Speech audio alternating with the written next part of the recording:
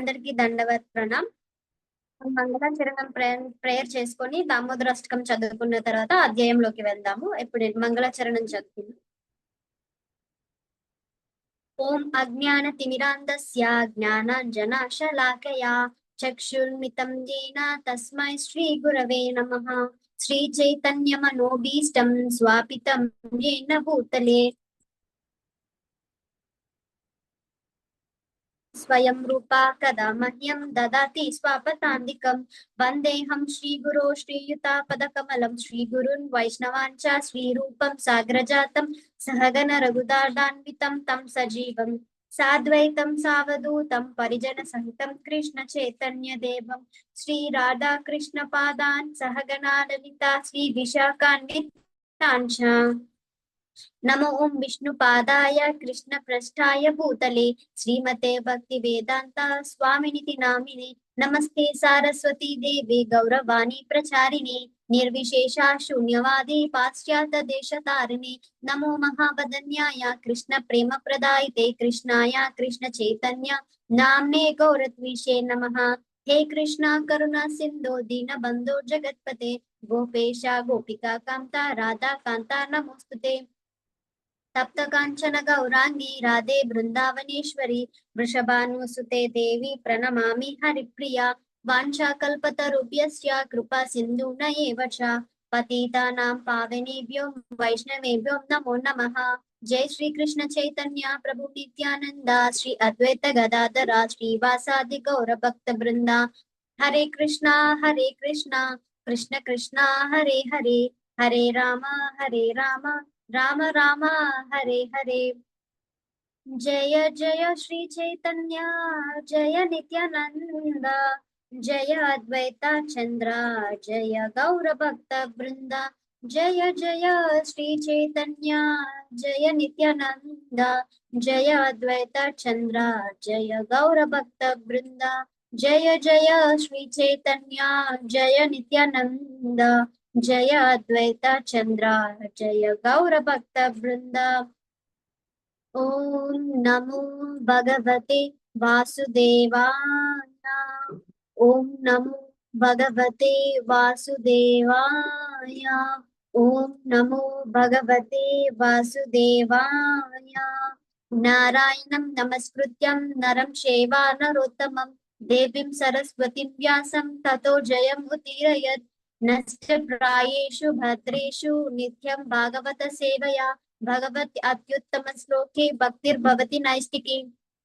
कृष्णाय वासुदेवाय देवकी नंदनाय च नंदगोपकुमाराय गोविंदाय नमो नमः। मुखं करोति वाञ्छालं पंगुं लङ्घयते गिरिं यत्कृपातमहं वन्दे श्रीगुरुं दीनतारणं परमानन्दमाधवं श्रीचैतन्य ईश्वरम्। హరే కృష్ణ మాతాజీ అండ్ ప్రభుజీ, మీరు హ్యాండ్ రేస్ చేయండి. శ్రావణి మాతాజీ మనకి దామోదరాష్టకం షేర్ చేస్తారు. హ్యాండ్ రేస్ చేయండి.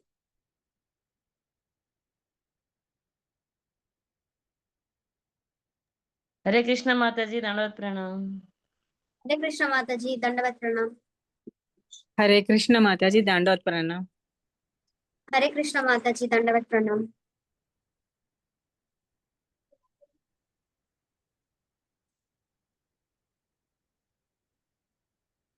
ఇంద్రపోయిన మాతాజీ అన్మ్యూట్ చేసుకోండి. हरे कृष्ण। नमामीश्वरं सच्चिदानन्दरूपं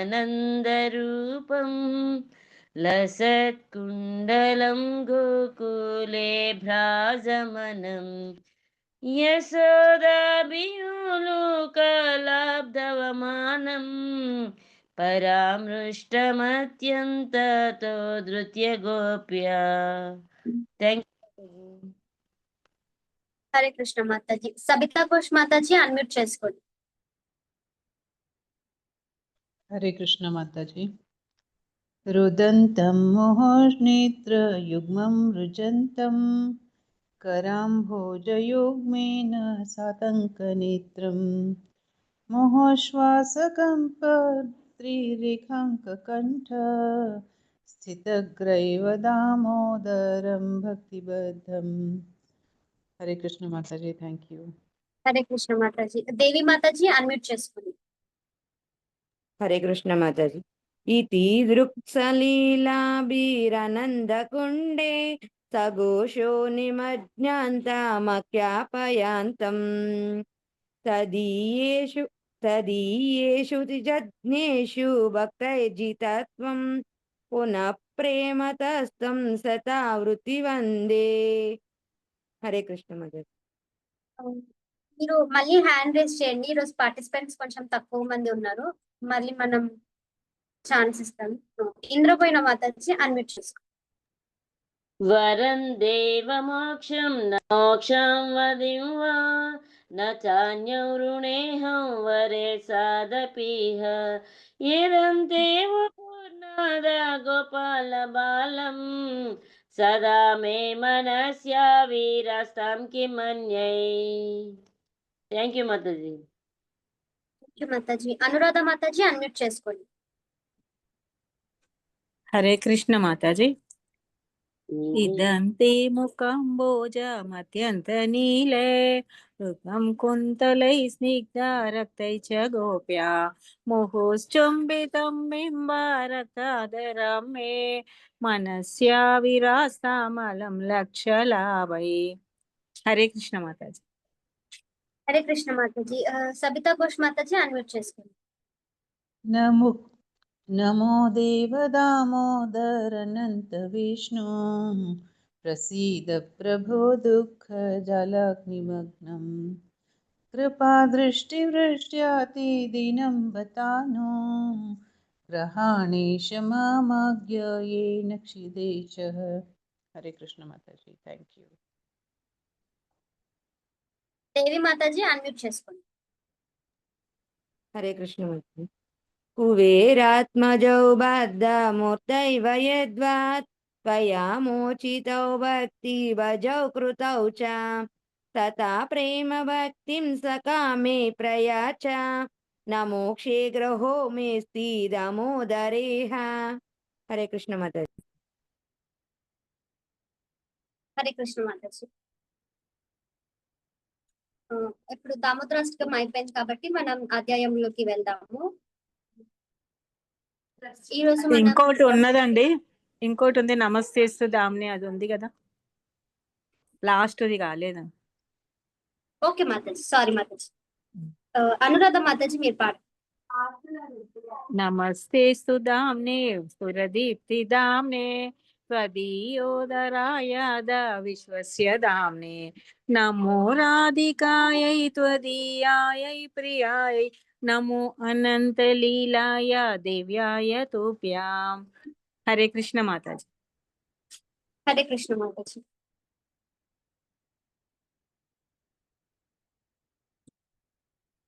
మాతాజీ నా వాయిస్ క్లియర్ గా ఉంది? ఎస్ మాతాజీ. ఓకే మాతాజీ. ఇప్పుడు మనం అధ్యాయంలోకి వెళ్దాము. అధ్యాయం పేరు ముచ్చుకొందిని మోక్ష ప్రధానం. సో ఈ అధ్యాయం పేరు ఏంటంటే ముచ్చుకొందిని మోక్ష ప్రధానం. అంటే శ్రీకృష్ణ భగవానుడు ఒకరికి మోక్షం ఇచ్చాడు. ఎందుకు ఇచ్చాడు, ఎలా మోక్షం ఇచ్చాడు, ఎవరికి మోక్షం ఇచ్చాడు అనేది మనం ఈ అధ్యాయంలో చర్చించుకుందాం. అయితే మనకి మాతాజీ నిన్న చెప్పిన అధ్యాయంలో చెప్తారు కదా, ద్వారకా పైకి జలాసంధుడే కాకుండా కాలయవనుడు అని చెప్పి ఒక దానవుడు కూడా దండెత్తుతాడని చెప్పి, అలాగే ఆయన ముల్లోకాళ్ళు తిరుగుతూ ఎవరు బలవంతుడని చెప్పి అడుగుతాడు.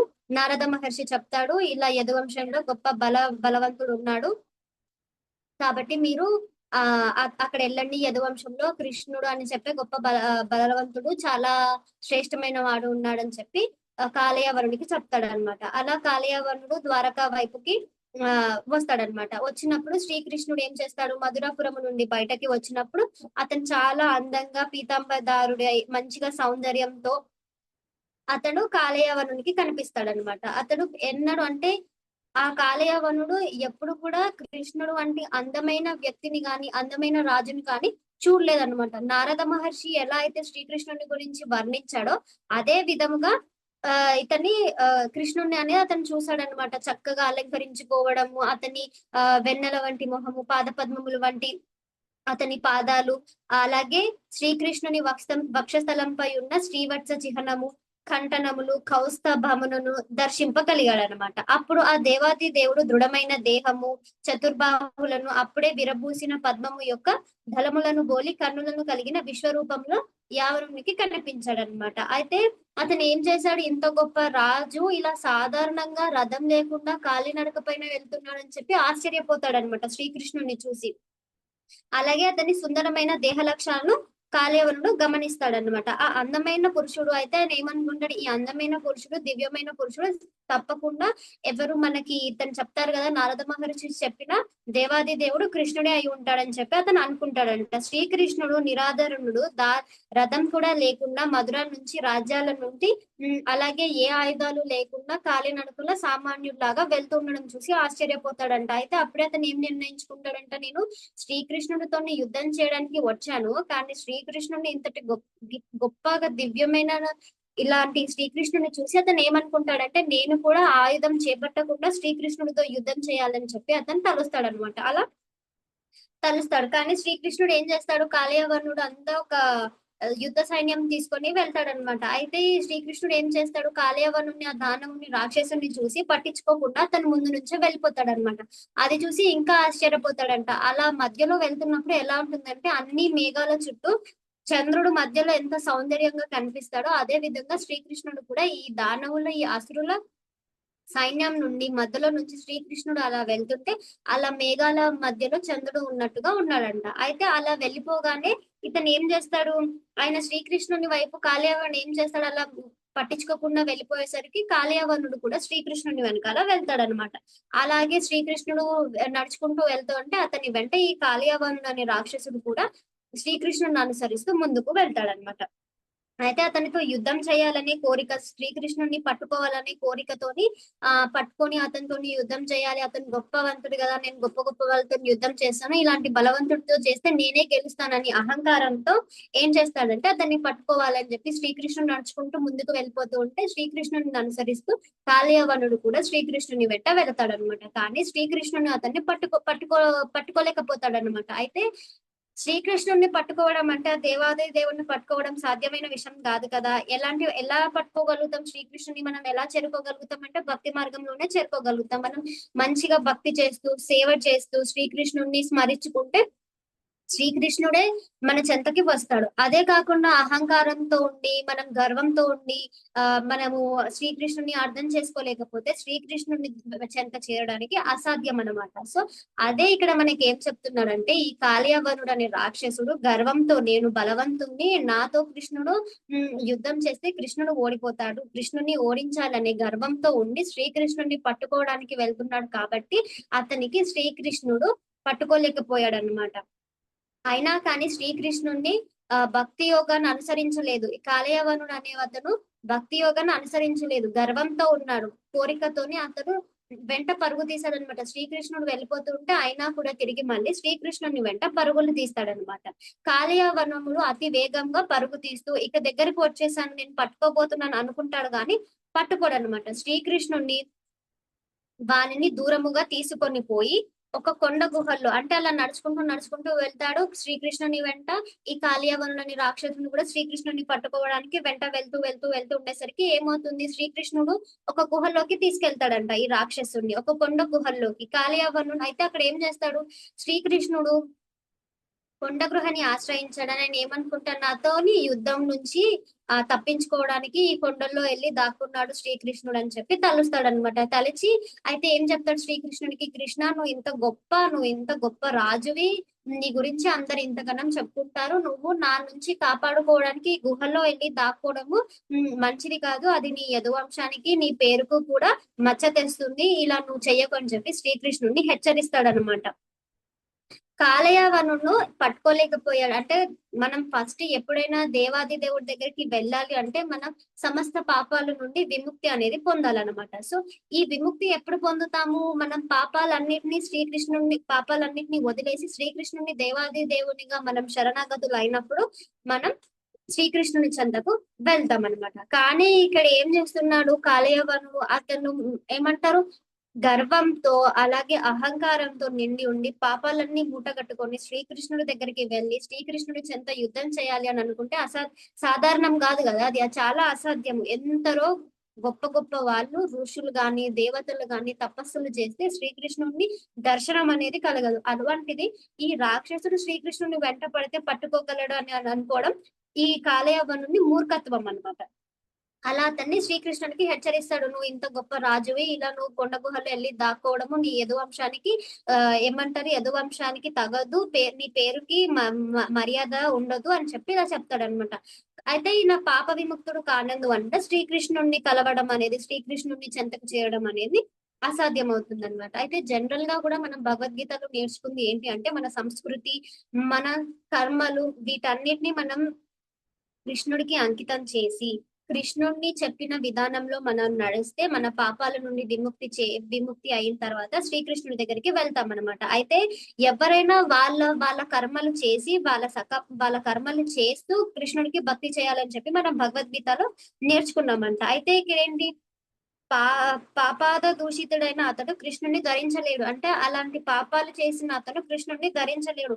అక్రమ స్త్రీ పురుష సంబంధము, మాంసభక్షణము, జూదము, మత్తు పదార్థ స్వీకరము వంటివి ఏవైతే ఉన్నత వర్ణాలు నిషేధించబడినాయో అవి మెర్చులు. అంటే ఇలాంటివన్నీ చేసేవాళ్ళు శ్రీకృష్ణుడికి దగ్గర కారనమాట, ఇలాంటి పాప పనులు చేసేవాళ్ళు.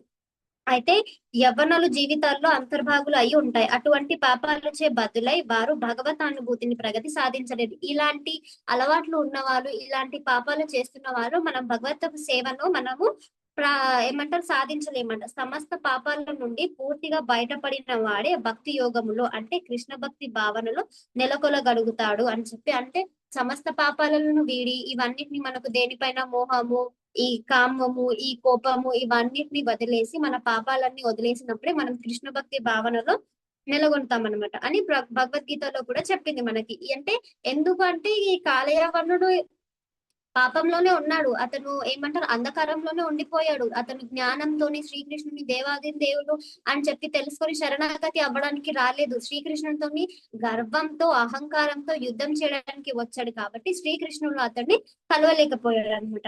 శ్రీకృష్ణుడు కొండ గృహంలో ప్రవేశించాడు అనమాట. శ్రీకృష్ణుడు ఆ కొండ వరకు వచ్చి ఆ కొండలో వెళ్ళిపోయాడు అనమాట. అలాగే పౌరుషాన్ని నిందించాడంట, నీకు అసలు పౌరుషమే లేదు అని చెప్పి ఈ కాలయవనుడు శ్రీకృష్ణుని పౌరుషాన్ని నిందించే విధంగా మాట్లాడనమాట. ఇంతలో దేవాది దేవుడు ఏం చేస్తాడు, దానవుని దృష్టిని అంటే అతన్ని దృష్టి గురించడానికి మాయమైపోతాడు అనమాట. అక్కడ ఆయన కాలయవను అతను అనుసరిస్తూనే మాయమైపోయినా కూడా ఈయన ఎందుకు మాయమైపోయాడు, ఎక్కడికి వెళ్ళిపోయాడు, ఈ గుహల్లోనే ఉంటాడని చెప్పి ఆ రాక్షసుడైన కాలయవనుడు వెతుకుతూ ఉంటాడనమాట. ఆ గుహల్లో అతనికి ఉత్సాహము, అతను శ్రీకృష్ణుడితో యుద్ధం చేయాలి, నేనే బలవంతుణ్ణి నిరూపించుకోవాలి, శ్రీకృష్ణుడితో యుద్ధం చేసి శ్రీకృష్ణుడిని ఓడించి నేనే గొప్ప అని చెప్పి నిరూపించుకోవాలని చెప్పి యుద్ధం చేయాలని అతనికి పరమోత్సాహంతో ఉన్నాడంట. కానీ కృష్ణుని గాంచక కేవలము నిద్రపోతున్న వ్యక్తిని అంటే అతను ఏం చేస్తాడు, అక్కడ నుంచి వెళ్ళిపోతాడు అనమాట. అక్కడ నుంచి మొత్తం తిరిగి ఏం చేస్తాడు, కొండ గుహల్లో కృష్ణుడు మాయమైపోతాడు. ఈయన కృష్ణుని అనుసరించు కృష్ణుని వెతుకుతూ కొంచెం ముందుకు వెళ్ళగానే ఆ గుహలో ఒక నిద్రపోతున్న మనిషిని చూస్తాడనమాట. ఆ మనిషి ఎవరంటే అతను చాలా ఏళ్ళగా నిద్రపోతున్న ఒక సాధకుడు అనమాట. అయితే ఆయన ఏం తలుస్తాడు, ఆ రాక్షసుడు కృష్ణుడే ఇలా నా నుంచి తప్పించుకోవడానికి ఇలా చేస్తున్నాడని చెప్పేసి ఆ నిద్రపోతున్న మనిషినే అతను ఏమనుకుంటాడు, శ్రీకృష్ణుడేనేమో నాతో యుద్ధం నుంచి తప్పించుకోవడానికి ఇలా చేస్తున్నాడని చెప్పి అనుకొని తన బలానికి అతి గర్వితుడవుతాడంట. మదమెక్కిన వాడే అయినా యావనుడు తనతో యుద్ధము చేయకుండా శ్రీకృష్ణుడు తప్పించుకుంటున్నాడు. అంటే అతనికి ఎంత అంటే అతి గర్వితుడు, నేనే బలవంతుడని గర్వితునితో ఇంకా మదమెక్కిన వాడే అతను ఏం చేస్తాడు, శ్రీకృష్ణుడు నాతో యుద్ధం చేయడానికి తప్పించుకుంటున్నాడని తలిచి అందుకే ఆ నిద్రిస్తున్న వ్యక్తిని శ్రీకృష్ణుడు అనే తలుస్తాడు అనమాట. ఇతనే శ్రీకృష్ణుడేమో అని తలిచి అతడిని గట్టిగా కాలితో తంటాడనమాట ఆ నిద్రిస్తున్న వ్యక్తిని. ఆ నిద్రిస్తున్న వ్యక్తి దీర్ఘకాలంగా నిద్రలో ఉన్నాడనమాట. చాలా రోజుల నుంచి, చాలా సంవత్సరాల నుంచి ఆ గుహల్లో ఆయన నిద్రపోతున్నాడు అనమాట. కాలయవనుడు అలా కాలుతో తన్నేసరికి ఆయన ఒక్కసారి నిద్రలో నుంచి మేల్కొంటాడనమాట. మేల్కొని కళ్ళు తెరిచి చూసి అన్ని దిక్కులో చుట్టూ చూస్తాడనమాట. ఆయన చూసి ఆయన ముందు ఈ కాలయవనుడు కనిపిస్తాడనమాట. ఎందుకంటే అతనే కాలుతో తన్నాడు కాబట్టి అతని ఎదురుగా ఈ కాలయవనుడు అనే రాక్షసుడు ఉంటాడు కాబట్టి ఆయనను అన్ని దిక్కులు చూసి ఈ కాలయావరుణ్ అతని ముందు ఉంటే అతన్ని చూస్తాడనమాట. అకాలకంగా అంటే సడన్ గా ఆయనని మేల్కొనేసరికి ఆయన ఏం చేస్తాడు, ఆయన సడన్ గా నిద్రభంగం చేసినాడు కాబట్టి అతను చాలా కోపం వచ్చేసి అతను ఏం చేస్తాడు, కోపంగా కాలయవరుణ్ణి చూస్తాడనమాట. చూడగానే అతని నేత్రాల నుంచి, అతని కళ్ళల్లో నుంచి అగ్ని కిరణాలు అనేవి వెదజల్లి ఆ అగ్ని కిరణాలలో ఈ కాలయవరుణుడు అనే రాక్షసుడు భస్మం అవుతాడనమాట. సో అలా భస్మమైనప్పుడు కాలయవరుడు కాలి భస్మం అయిపోతాడు కదా. అయితే మనకి ఈ బుక్ లో అంటే ఈ శ్రీకృష్ణ భగవానుడు దేవాది దేవుడు అనే ఈ బుక్ లో మనకి ఇవన్నీ స్టోరీలు ఎవరికి చెప్తున్నారంటే పరీక్షిత్ మహారాజు అడుగుతాడనమాట. సుఖదేవ్ గోస్వామిని ప్రశ్నిస్తున్నాడు. ఏమని? పరీక్షిత్ మహారాజుకు ఈ సుఖదేవ్ గోస్వామి అనేవి ఈ కథలన్నీ చెప్తూ ఉంటాడనమాట. అయితే ఈ పరీక్షిత్ మహారాజు అడుగుతాడనమాట, ఎందుకు ఈ కాల్యవరుణుని రాక్షసుడు అక్కడ నిద్రిస్తున్న వ్యక్తి అంటే కళ్ళు ఓపెన్ చేసి చూడగానే అతని అగ్ని కిరణాల నుండి భస్మం అయిపోయాడు. అసలు అక్కడ నిద్రిస్తున్న వ్యక్తి ఎవరు? ఆయనకి అంతటి శక్తి ఎలా వచ్చింది అంటే కళ్ళు చూపుతోనే ఒకరిని భస్మం చేసే అంత ఎలా వచ్చింది? అసలు ఆయన కొండ గుహల్లో ఎందుకు వచ్చాడు? అసలు నేను ఎందుకు నిద్రపోతున్నాడు అని చెప్పి ఈ విధంగా ప్రశ్నలు అడుగుతాడు అనమాట సుఖదేవ్ గోస్వామిని పరీక్షిత్ మహారాజు. అయితే వాటన్నిటికీ సమాధానంగా ఆయన చెప్తాడనమాట, రాజా అతడు అంటే ఆ గుహలో నిద్రపోతున్న వ్యక్తి అతను ఇక్ష్వాక వంశకుడు, మందాత తనయుడు. అంటే ఈ మందాత అనే ఒక రాజు కుమారుడే ఈ ఇక్ష్వాక వంశంలో ఉన్న ఈ ఏమంటారు మందాత తనయుడు అంట. ఇక్ష్వాక వంశంలోనే శ్రీరామచంద్రుడు కూడా ఆవిర్భవించాడంట. ఈ ఇక్ష్వాకులు ఈ నిద్రపోతున్నాడు కదా, ఆ వ్యక్తి మందాత అని తనయుడు, మందాతకి కొడుకు అనమాట. అలాగే ఆయన ఏ వంశంలో అయితే జన్మించాడో ఆ వంశంలోనే శ్రీరామచంద్రుడు కూడా ఆవిర్భవించాడంట. ఈయన గొప్ప మహనీయుడంట ఇతను. అయితే ఈయన పేరు ఏంటి అంటే ఈ మహనీయుడు ఆ మందాత తనయుడే ముచ్చుకొందునిగా ప్రసిద్ధి చెందాడు. అయితే మనం అధ్యాయం స్టార్టింగ్ లో ముచ్చుకొందుని మోక్ష ప్రధానము అని అనుకున్నాం కదా, ఆ ముచ్చుకొందుని ఇతను అంట. అంటే ఈ మందాత తనయుడు అలాగే ఇక్ష్వాక రాజ్యంలో జన్మించాడు. ఇతను చాలా బలశాలి అంట. బలశాలి బ్రాహ్మణ పరాయణైన ముచ్చుకొందుడు సత్యవ్రతుడు అంట. చాలా గొప్ప మహనీయుడంట. అతడు ఎంత శక్తివంతుడు అంటే చాలా గొప్ప శక్తివంతుడంట. ఇంద్రాది దేవతలు కూడా దానవులతో యుద్ధం చేయాలంటే ఈయన సహాయం కోరుకునేవారంట. ఈ ముచ్చుకొందుని సహాయం కోరుకునే వాళ్ళంట. అంటే రాక్షసుల నుండి ఎప్పుడైనా యుద్ధం వచ్చినప్పుడు ఇతను చాలా గొప్ప మహనీయుడు కాబట్టి ఈయన సహాయం అనేది తీసుకునే వాళ్ళంట. తరచుగా యుద్ధం జరుగుతూ ఉండేది కదా. అసలు ఎప్పుడు దేవతల పైకి, దేవతల రాజ్యాలపైకి, ఈ లోకం కాకపోతే ఆ లోకం, ఆ లోకపోతే ఇంద్రలోకం, ఇంద్రలోకం కాకపోతే చంద్రలోకం అన్నట్టు వాళ్ళు ఏదో ఒక లోకాలపైకి దండెత్తుతూ ఉంటారు కదా. అప్పుడు దేవతలందరూ కూడా ఇతని సహాయం తీసుకునే వాళ్ళంట. దేవతలకు సేనాని అయిన కార్తికేయుడు ముచ్చుకొందుని శౌర్యానికి, యుద్ధ ప్రావీణ్యానికి ఎంతో అంటే ఈయన చేస్తున్న యుద్ధాన్ని చూసి, ఈయన దేవతలకు చేస్తున్న సహాయం చూసి ఆయన చాలా సంతుష్టుడైతాడనమాట. దానవులతో యుద్ధం ఎంతో కష్టమైనది. అంటే దానవులు రాక్షసులు వాళ్ళు అసురులు ఎలా ఉంటారో ఏమో నార్మల్ గా యుద్ధం చేయరు. అన్ని ఏవేవో ప్రయోగించుకుంటూ చాలా రోజుల తరబడి, నెలల తరబడి యుద్ధాలు చేస్తూ ఉంటారు కదా. అయితే చాలా కష్టం అంట. అతడు ఇక యుద్ధం నుండి అంటే ఆయన ఏం చేస్తాడు, నువ్వు ఇన్ని రోజులు కార్తికేయుడు చెప్తాడనమాట. ఏమని? ఈ ముచ్చుకొందునికి చెప్తాడు, నువ్వు చాలా రోజుల నుంచి కష్టపడుతున్నావు. అంటే ఈ అసురులతోని యుద్ధం చేయడం, దానవులతో యుద్ధం చేయడం చాలా కష్టము. అయినా కానీ నువ్వు నీ సమస్తాన్ని దేవతలకు అర్పించేసి నువ్వు చాలా రోజుల నుంచి యుద్ధం చేస్తున్నావు. ఇప్పుడు నువ్వు విశ్రాంతి తీసుకో అని చెప్పి చెప్తాడనమాట. అంటే ఇప్పటి నుంచి నువ్వు ఇంకా విశ్రాంతి తీసుకో, నీకు రాజ్యం ఉంది, నీ తండ్రిని వదిలేసి, నీ సంతానాన్ని వదిలేసి, నీ రాజ్యపు రాణిని వదిలేసి, నీ బంధుమిత్రులను అందరినీ వదిలేసి నువ్వు దేవతల కోసం త్యాగం చేశావు. నీవి సమస్తాన్ని దేవతలకు త్యాగం చేసి నువ్వు ఇన్ని రోజుల నుండి యుద్ధం చేస్తున్నావు కదా, నువ్వు ఇంకా కొంచెం విశ్రాంతి తీసుకో అని చెప్పి చెప్తాడనమాట. నీ రాజ్యాన్ని అన్నింటినీ నువ్వు విడిచిపెట్టావు. దేవతల పక్షాన నువ్వు దానవులతో పోరాడుతూ నువ్వు దీర్ఘకాలం నుండి నీ రాజ్యానికి దూరంగా ఉన్నావు. నువ్వు ఇక్కడికి వచ్చేసి చాలా రోజులే అవుతుంది. కాలం మారిపోయింది. కాలంతో పాటు నీ బంధువులు, మీ చుట్టాలు, మీ సంతానాలు అందరూ కూడా ఏమంటారు చనిపోయి ఉంటారు. వాళ్ళు ఇప్పటికీ మీ రాజ్యం అలాగే ఉండి ఉండదు. కాబట్టి నీవు ఇప్పుడు ఇంటికి తిరిగి వెళ్ళినా అంటే నువ్వు ఇప్పుడు తిరిగి వెళ్ళినా అక్కడ ఎవరు జీవించి ఉండరు. కాబట్టి కాల ప్రభావంతో ఎంతో బలీనమైనది. నువ్వు ఇక్కడ దానవుల దేవతల లోకాలకు వచ్చేసి ఇక్కడ పోరాడుతూ ఉన్నావు. కానీ లోకం అనేది కాలం అనేది ముందుకు వెళ్తూనే ఉంటుంది, కాలంలో మనుషులు మన కోసం ఆగరు అని చెప్పి కార్తికేయునుడు ఈ ముచ్చుకొందునికి ఎక్స్ప్లెయిన్ చేస్తూ ఉంటాడన్నమాట. అంటే కాలం అంతగా అందుకే అది మహాబలురు కన్నును బలమైనది, కాలం చాలా బలమైనది అని చెప్తున్నాడు అనమాట. కాల ప్రభావము సూక్ష్మ వస్తువులు ఎన్నో ఎటువంటి కష్టము లేకుండా సులభముగా ప్రభావితం చేస్తుంది అనమాట. ఎలాంటి కష్టం లేకుండా ఈ సూక్ష్మ అన్నిటిని కూడా కష్టం లేకుండా సులభంగా ప్రభావితం చేస్తుంది. కాలగతిని ఎవ్వరూ ఆపలేరు. మనం ఆపగలుగుతామా? మనం టైం ని ఆపగలుగుతామా?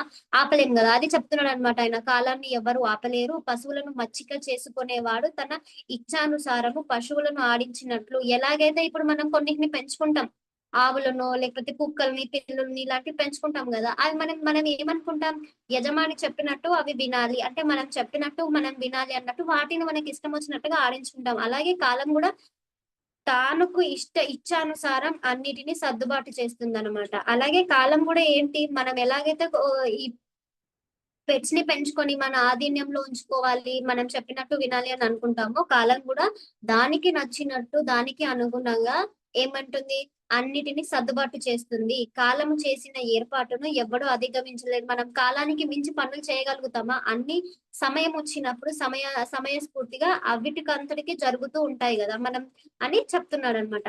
ఆ విధముగా ముచ్చుకొందుని సంబోధిస్తూ కార్తికేయుడు చెప్తాడనమాట, ఇలా కాలం గురించి నువ్వు చాలా ముందుకు వచ్చేసావు, కాలం అక్కడే ఆగిపోయింది అనుకుంటున్నావేమో, కాలం ఏది ఆగదు, కాలం జరగాల్సినవన్నీ కాలం జరుగుతూనే ఉంటుంది, అందరూ ముందుకు వెళ్తూనే ఉంటారు, కాబట్టి నువ్వు ఏదో ఒక కోరిక కోరుకో అని చెప్పి అతన్ని సంబోధిస్తే ఏం చెప్తాడు, ఏదైనా కోరుకో కానీ మోక్షాన్ని కోరుకోకు అని చెప్తాడు అనమాట.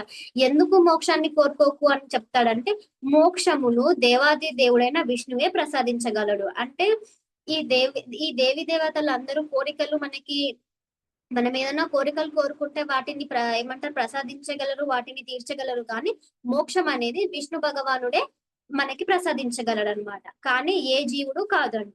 అందుకే విష్ణువు లేదా కృష్ణునికి ఏమని పేరుంటుంది, నామం అనేది ఒకటి ఉంటుంది, ముకుందుడు అని పేరుంటుందంట. ఎందుకు అంటే, ముకుందుడు అంటే ముక్తును ఒసుగువాడు, అంటే ముక్తును ప్రసాదించేవాడు కనుక మనము ముకుందుడు అని చెప్పి ఏమంటారు, విష్ణుమూర్తినైనా లేకపోతే కృష్ణుడినైనా పిలుచుకుంటూ ఉంటామంట. అలాగే ముచ్చుకొండుని అనేక సంవత్సరాలుగా నిద్రించలేదు. అతను యుద్ధం అంటే ఏదో ఒక రోజు 2 రోజులు కాదు, వాళ్ళ సంవత్సరాల తరాలు బడి నెలల తరబడి చేస్తూనే ఉంటారు కదా. అలా ముచ్చుకొందుడు చాలా సంవత్సరాలుగా యుద్ధం చేస్తూ దేవతల పక్షాన చేస్తూ అతను నిద్రించలేదంట. అయితే యుద్ధ కార్యంలో నెలకొని అతను బాగా అలసిపోయాడు. ఈ యుద్ధాలు చేసి ముచ్చుకొందుడు బాగా అలసిపోయాడు అనమాట. అందుకే దేవతలకు వరము కోరుకోమని అనగానే అతను దేవతలందరూ వచ్చి నన్ను వరం కోరుకో అని చెప్పి కార్తికేయుడు అనగానే అతను ఏం కోరుకుంటాడంటే, నిద్ర గురించి ఆలోచించి పలుకుతూ, కార్తికేయ సురోత్తమ, నేను నిద్రపోవాలనుకుంటున్నాను. ఎవరైతే నాకు నిద్రభంగం చేసి నన్ను అలకంగా నిద్ర లేపుతారో వారిని కేవలము నా చూపు ద్వారా భస్మం చేసే శక్తిని నాకు ప్రసాదించు అంటారనమాట. సో ఈ విధంగా కార్తికేయుడు ఈ ముచ్చుకొందునికి ఒక వరం అనేది ప్రసాదిస్తాడు. నువ్వు యుద్ధం చేసి అలసిపోయావు కదా అని చెప్పి అనుకుంటే, ఈయన కూడా ఏమంటాడు, నేను యుద్ధం చేసి అలసిపోయాను, నాకు ఈ కోరిక ఉంది, నాకు ఈ వరం ఇవ్వండి, నేను నిద్రపోవాలనుకుంటున్నాను, నేను ఎప్పుడు నిద్ర లేస్తానో అంతవరకు నన్ను ఎవ్వరూ లేపకూడదు, ఒకవేళ ఎవరైనా నాకు నిద్రభంగం కలిగిస్తే వాళ్ళకి నా కంటి చూపు, అంటే నేను చూడగానే వాళ్ళు భస్మం అయిపోయేంత వరం నాకు ఇవ్వు అని చెప్పి అంటాడనమాట. అయితే అలా భస్మం చేసే శక్తిని నాకు ప్రసాదించు అని కోరుకుంటాడు. దానికి కార్తికేయుడు సమ్మతించి ముచ్చుకొందుని పూర్తి విశ్రాంతి తీసుకోగలే వరమును, నువ్వు నీకు ఇష్టం వచ్చినంతగా విశ్రాంతి తీసుకో అని చెప్పి వరము ప్రసాదిస్తాడనమాట. అప్పుడు ముచ్చుకొందుడు ఏం చేస్తాడు, ఈ కొండ గుహల్లోకి వెళ్ళి ప్రవేశించి అక్కడ హాయిగా నిద్రపోతాడనమాట. ఆ కొండ గుహలకే ఇప్పుడు మధురపైకి దండెత్తిన కాళయవనుడు వాళ్ళ సేన ఉంటారు కదా, ఈ కాళయవనుడు కృష్ణుడిని అనుసరించి ఆ కొండ గుహల్లోకి వెళ్తాడు. కృష్ణుడు అక్కడ హఠాత్తుగా మాయమైపోతే కృష్ణుని వెతుకుతూ ఆ నిద్రపోతున్న వ్యక్తిని కృష్ణుడు అని తలచి అతను ఏం చేస్తాడు, గర్వంతో మదమెక్కిపోయి ఆ నిద్రిస్తున్న వ్యక్తిని కాలుతో తన్ని డిస్టర్బ్ చేస్తాడనమాట. డిస్టర్బ్ చేయగానే ఈ ముచ్చుకొందునికి వరం ఉంటుంది కదా, ఆయన లేచి చూడగానే ఎదురుగా కాల్యవనుడు ఉంటాడు కాబట్టి అతను భస్మం అయిపోతాడంట. కార్తికేయుడు ఇచ్చిన వరబలముతోనే ముచ్చుకొందుని కేవలము చూపు కాలేయవనుని దగ్నం చేసిందంట. ఆ సంఘటన అయిపోగానే అలా అతను భస్మం అయిపోగానే శ్రీకృష్ణుడు ముచ్చుకొందుని ముందుకు వచ్చాడనమాట. వచ్చి నిజానికి ఆ దేవాది దేవుడు అంటే శ్రీకృష్ణుడు ఎంత లీల అంటే అతను ఎట్ ఏ టైం అంటే ఒకే సమయంలో ముచ్చుకొందునికి ముక్తి ప్రసాదించాలి, అదే సమయంలో ఈ మధురపైకి దండెత్తిన కాలేయవన్ని వధించాలి. ఇలా ఇలాంటివన్నీ లీలలు చేసేది దేవాది దేవుడికే సాధ్యమవుతుంది కదా. అందుకే అతను ఏం చేశాడంట, అతని ముందు రాలేదు, ముందు ఎవరికి ఈ ముచ్చుకొందునికి ముక్తి ప్రసాదించాడంటే శ్రీకృష్ణుడు తన ఎదుట రావాలి. శ్రీకృష్ణుడు తన ఎదుట వస్తే ఏమవుతుంది, అతనికి వరం ఉంది కాబట్టి ముందు అతను రాకుండా ఈ కాలయవనుని ముందుకు వచ్చేలాగా చేస్తాడనమాట. మొదట కాలయవనుని అతను ముందుకు వచ్చేటట్లు చేసి చేస్తాడనమాట. భగవంతుడు కలాపాలే ఈ విధంగా ఉంటాయంట. శ్రీకృష్ణుడు కలాపాలు, భగవంతుడు కలాపాలు అంటే ఇలాగే ఉంటాయంట దివ్య లీలలు. అతడు ఒకటి చేస్తే పలు ఇతర ప్రయోజనాలు కూడా సిద్ధిస్తాయి అనమాట. శ్రీకృష్ణుడు ఒకటి చేస్తే 2, 3 ఫలితాలు కూడా సిద్ధిస్తాయి అనమాట. ఇక్కడ మోక్ష ప్రధానమైంది, ఇక్కడ ఇతను మనని వధించేశాడు అనమాట. అలాగే మనలాంటి వాళ్ళకి ఇలాంటి సాధ్యం అవుతుందా? మనం ఒకటి చేయాలనుకుంటే జనరల్ గా అయినా మనం మంచి చేయాలని చెప్పి వెళ్తే చెడు జరుగుతుంది, లేదో ఒకరి కోసం ఒకరికి హెల్ప్ చేయాలనుకుంటే ఇంకెవరికో ఇంకేదో జరుగుతుంది. కానీ ఇలాంటివన్నీ కూడా గొప్ప గొప్ప లీలలు కూడా శ్రీకృష్ణుడికి సాధ్యమవుతాయంట. ఒకే సమయంలో ఒకరికి మోక్షము, అలాగే పాపాలు చేసిన వాడిని వధించడం అనేది శ్రీకృష్ణ భగవానుడు చేస్తాడనమాట. అయితే శ్రీకృష్ణుడు ఎదుట ప్రత్యక్షం కాగానే ఆ దేవాది దేవుడు అంటే ముచ్చుకొందునికి ఇలా భస్మం అయిపోగానే అప్పుడు మళ్ళీ నార్మల్ గా శ్రీకృష్ణుడు ఏం చేస్తాడు, ముచ్చుకొందుని ముందుకు ప్రదర్శనం అవుతాడంట. వెళ్ళి అతని ముందు నించుంటాడనమాట. నించోగానే ముచ్చుకొందుడు చూస్తాడనమాట. శ్రీకృష్ణుడు దేవాది దేవుడుగా ఉండడం చూసి మోకాళ్ళ వరకు వేలాడుతూ ఉంటాయన్నమాట. వేణు నుండి అతను పూలదండలు వేసుకొని వైజయంతి మాలను ధరించి చతుర్బాహులను అతడు విష్ణుమూర్తి లాగా ముచ్చుకొందుని ముందుకి వెళ్తాడనమాట. దారాసాయి అతడు మణి కుండలములను శ్రీవత్సములను అన్నిటిని వేసుకొని ఉంటాడనమాట. అతని సౌందర్యం చాలా విరజిల్లుతూ ఉంటుందన్నమాట. అతడు ఆ రూపంలో కనిపించడమే కాకుండా ముచ్చుకొందని మనుషును ఆకర్షిస్తూ పరమానురాగంతో వీక్షించాడనమాట. అంటే అలా విష్ణు దేవుడి అవతారం ఎలా ఉంటుందో అలా ముచ్చుకొందుని ముందు నించోడమే కాకుండా అతన్ని విరజిల్లుతూ అతడు రూపంలో మంచిగా వీక్షిస్తున్నాడు అనమాట. పురాణ పురుషుడు అయినప్పటికీ అంటే శ్రీకృష్ణుడు ఎన్నో సంవత్సరాలుగా ఉన్నప్పటికీ కూడా అతను ఎలా ఉన్నాడంటే యవ్వనునిగా కనిపించాడనమాట. అతని చలనము స్వేచ్ఛగా, అతని చలనం ఎలా ఉందంటే స్వేచ్ఛగా తిరిగే జింకను పోలాయి అనమాట. అయినా అతడు పరమశక్తివంతునిగా గోచరించాడు. అతని ప్రభావము విస్తారమ శక్తి ఎంత ఘనమైనదో, అతను శ్రీకృష్ణుడిని ఎంత అందంగా ఉన్నాడు, ఎలా ఉన్నాడు, శ్రీకృష్ణుని పాద పద్మాలు అవన్నీ కూడా గమనిస్తున్నాడు అనమాట. ఈ ముచ్చుకొందుడు శ్రీకృష్ణ అతని ముందు నించోగానే చూస్తున్నాడు. శ్రీకృష్ణుడిని చూసి ఆశ్చర్యపోతున్నాడు. ఎవరి దివ్య శక్తి గల ఇతను ఎవరో నాకు తెలిసి ఏదో ఒక అధిష్టాన దేవత అయి ఉంటాడు, ఏదో ఒక లోకంలో దేవత అయి ఉంటాడని చెప్పి అనుకుంటాడు అనమాట. అంటే ప్రతి లోకానికి ఒక అధిష్టాన దేవత అనేది ఉంటాడు కదా. సూర్యలోకానికి సూర్యుడని, చంద్రలోకానికి చంద్రుడు, ఇంద్రలోకానికి ఇంద్రుడు, అట్లా ఆయన ఏమనుకుంటాడు, అయితే ఇతను కూడా ఈ దివ్య శక్తి గల ఇతను ఏదో ఒక లోకానికి అధిష్టాత దేవత అయి ఉంటాడని చెప్పి బాగా తెలుసు అన్నమాట. భూలోకమే జీవులతో నిండి ఉన్నది, ఇతర లోకాలు ఖాళీగా ఉన్నాయని తలచే నవీన మానవుల వలె అతడు అల్పజ్ఞుడు కాడు. అంటే మనలాగే ఏదో సాధారణంగా ఆలోచించి ఏదో అన్నట్టు కాదు. అతనికి తెలుసు అతను గొప్ప మహనీయుడు కాబట్టి అతను అనుకున్నాడు అనమాట, ఇతను ఏదో ఒక ఖచ్చితంగా దేవత అయ్యే ఉంటాడు, దేవుడు అయ్యే ఉంటాడని చెప్పి అనుకున్నాను. తనకి తెలియని ఏదో లోకానికి, నాకు తెలియని ఏదో ఒక లోకానికి అధిష్టాన దేవతవా అని కృష్ణుని గురించి ముందుచుకుని అడుగుతూ ఉంటాడనమాట. శ్రీకృష్ణుడు భౌతిక లోకాలకి చెందిన ఏదో అధిష్టాన దేవత కాజాలడని విశుద్ధ భక్తుడైన ముచ్చుకొందుని వెంటనే అర్థం చేసుకోగలడు. శ్రీకృష్ణుని దివ్యమైన లీలలు చూసి, అతని కాంతిని చూసి, అతని సౌందర్యాన్ని చూసి, అతని అలంకారాన్ని చూసి ఈ విధంగా అతను ఏదో ఒక లోకానికి అధిష్టాన దేవత అని చెప్పి తలుస్తాడనమాట. భగవత్ సన్నిధిచ్చే గుహల్లో దట్టమైన అంధకారాన్ని, అంటే ఎవరికి ఈ ముచ్చుకొందునికి కార్తికేయుడు వరం ఇస్తేనే ఆయన ఆ గుహల్లోకి వెళ్ళి నిద్రించగలిగాడు. అలాంటి గుహల్లోకి వెళ్ళడం సాధ్యమైంది కాదు. అలాంటి గుహల్లోకి ఈ దేవాది దేవుడు వచ్చి ఆ అంధకారాన్ని, గుహలు ఎప్పుడు చీకటిగా ఉంటాయి కదా, కృష్ణుడు అక్కడ ఉన్నప్పుడు అంతా వెలుగులు వెదజల్లుతుందంట. అతను గమనించి అతను గమనించాడు. అంటే ఇలా వెలుగులు దేవాది దేవుడు వచ్చినప్పుడు మాత్రమే అంధకారం తొలగిపోయి వెలుగు వస్తుందని అతను గమనించి ఏమనుకుంటాడు, ఇతడు ఖచ్చితంగా దేవాది దేవుడే, మహనీయుడైన దేవాది దేవుడు అని, ఇతనే తప్ప ఇంకొకరు ఏదో సాధారణ మనిషి అయి ఉండడు. ఇలా ఈ గుహల్లో కూడా వెలుగుని తెచ్చే అంత శక్తి దేవాది దేవుడికి ఉంటుందని చెప్పి అతను గ్రహిస్తాడనమాట. దివ్యమైన నామరూప గుణాలతో స్వయంగా భగవంతుడు నెలకొన్న చోట, అంటే భగవంతుడు నెలకొన్న చోట అంధకారం అనేది ఉండదు కదా, మనకి జ్ఞానం అనేది ప్రసాదిస్తాడు ఆయన, శ్రీకృష్ణ భగవానుడు. ముచ్చుకొందునికి తెలుసు అనమాట. భగవానుడు చీకటిలో వెలిగించిన దీపము వంటి వాడు, అతడు చీకటి ప్రదేశాన్ని వెంటనే వెలుగుల్లోకి నింపుతాడు.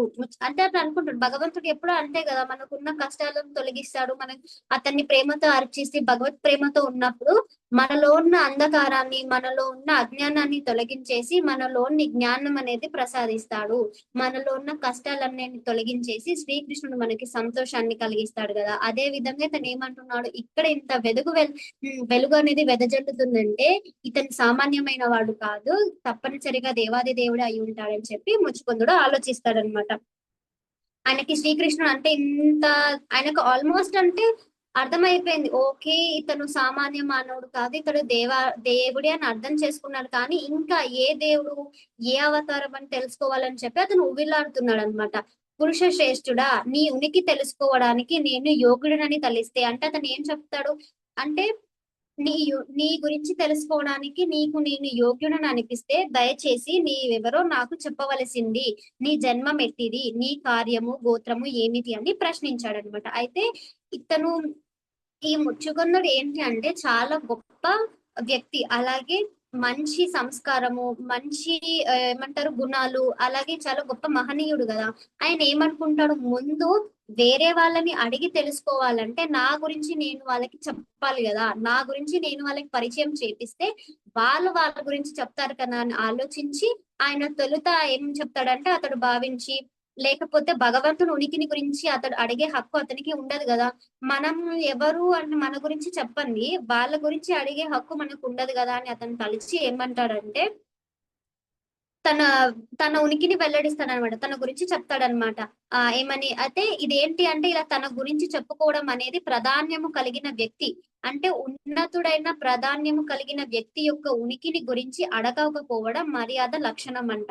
అందుకే ముచ్చుకొందుడు శ్రీకృష్ణుడితో పలుకుతూ, దేవా తొలుత నా గురించి పరిచయం చేసుకుంటాను, నేను సుప్రసిద్ధమైన ఇక్ష్వాక వంశానికి చెందినవాడు, అయినా నేను నా పితరుల వంటి గనుడు కాను, నా పేరు ముచ్చుకొందుడు, నా తండ్రి మందాత, తాత మహారాజు యువనాశ్యుడు, వేల కొద్ది సంవత్సరాలు ఇలా చెప్తుంటాడనమాట. ఇలా నేను ఈ వంశంలో జన్మించాను, నా తండ్రి ఈయన, నేను ఈ రాజ్యంలో ఉండేవాడిని, నేను వేల కొద్ది సంవత్సరాల పాటు దేవతలతో యుద్ధం చేసి కొంచెం నేను ఏమంటారు శరీర అవయవాలన్నీ శిథిలమైనాయి కాబట్టి నేను ఇప్పుడు నిద్రకు అనేది ఈ గుహలోకి ప్రవేశించానని చెప్తాడనమాట. అయితే నేను సంవత్సరాల తర్వాత విశ్రాంతి తీసుకొని కారణంగా బాగా అలసిపోయాను, దాని కారణంగా నా శరీర అవయవాలన్నీ శిథిలమయ్యాయి, దాదాపు పని చేయకుండా అయిపోయాయి, తిరిగి శక్తిని పొందడానికి, అంటే నేను మళ్ళీ తిరిగి శక్తి పొందడానికి ఇక్కడ విశ్రాంతి తీసుకుంటే నా అవయవాలన్నీ మంచిగా పనిచేసి మళ్ళీ నేను చురుగ్గా యుద్ధం చేయడానికి ఉంటానని చెప్పి ఈ ఏకాంత గుహల్లోకి నేను ప్రవేశించాను, ఇక్కడ నిద్రిస్తున్నాను